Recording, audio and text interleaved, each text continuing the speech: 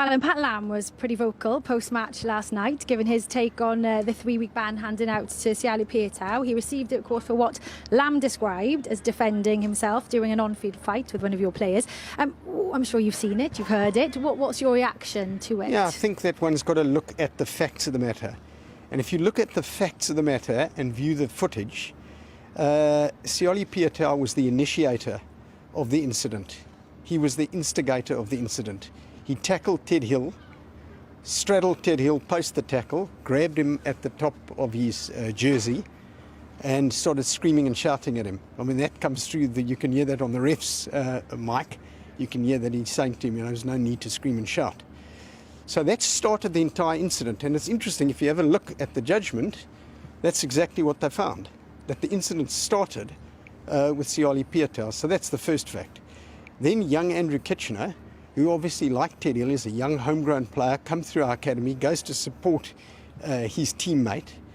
Ted Hill at this stage has no involvement in the second part of this incident, none. He's not involved at all. Andrew comes across to Siali Piutau. Siali Piutau is a strong, experienced, seasoned player. He immediately seizes the initiative and grabs Andrew Kitchener around the top of his jersey, around the neck area.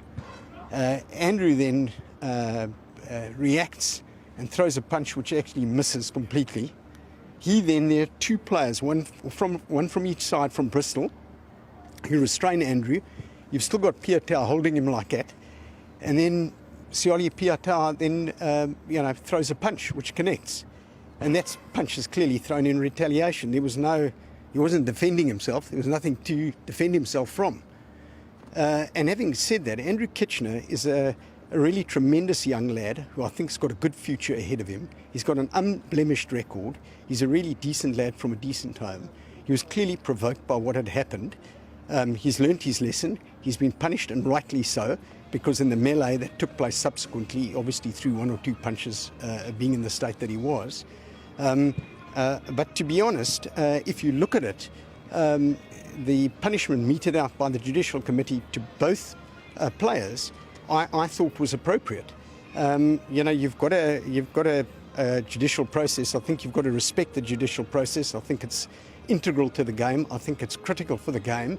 And I think you can't in any shape or form seek to undermine it. There were further comments made about Melani Nanai taking cheap shots. I mean, well, there's a citing commissioner who looks at it. You're entitled to refer matters to the citing commissioner.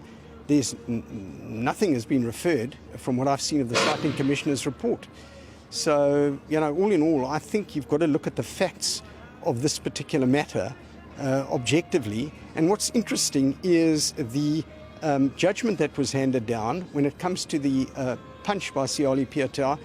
The judgment says clearly that it is retaliatory and it's not thrown. There was no defence in that case. So that's what it seems like to me.